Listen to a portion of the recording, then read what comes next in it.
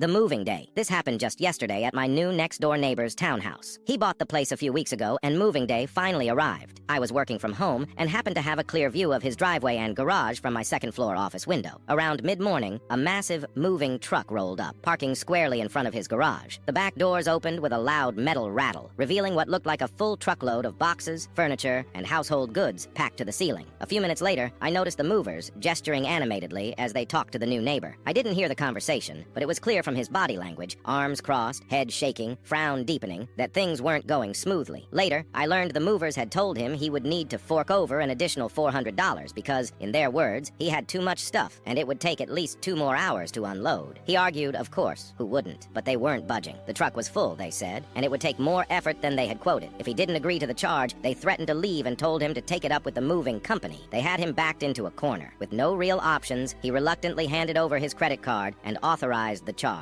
Once that was settled, the movers told him it would be easier to bring everything in through the garage, as the front door had a steep flight of stairs that would slow everything down. There was a car in the garage, and they asked him to move it so they could begin unloading. Without saying much, he pulled the car out, letting the truck back right up to the garage for easy access. From there, everything went smoothly. I watched as furniture, boxes, and plastic-wrapped mystery items were carried into the house. The job didn't even take the 2 extra hours they had claimed. It took about an hour, maybe a bit more. Once they were done, the truck was loaded with nothing but air, and the crew started packing up their dollies and straps, getting ready to drive off. That's when the real fun started. The movers turned to the new neighbor and asked him politely to move his car, which he had parked behind the truck after unloading, blocking them in. He smiled and told them that his wife had the car keys and had gone out shopping. He explained that when they said they'd need 2 more hours, she figured she had time to run errands. She'd be back soon. The movers weren't amused. They started pushing back, asking if there was any way to move the car, saying they had another job lined up and needed to be on the road. He shrugged. He wasn't rude, just calm and unbothered. He told them that he had paid for 2 extra hours, and since they insisted on charging him for that time, well, he figured he might as well get his money's worth. After all, they said it would take 2 hours. Wasn't his fault they were faster. The crew stood around awkwardly, clearly frustrated but unable to argue. They pulled out their phones, sat on the truck's edge, and waited. I saw one of them try calling their office. Another paced around, muttering under his breath. But the neighbor? He stayed inside, cool as a cucumber. Exactly 2 hours later, the front door opened. His wife strolled out, keys in hand, and moved the car without a word. The movers jumped into the truck and took off, clearly fuming.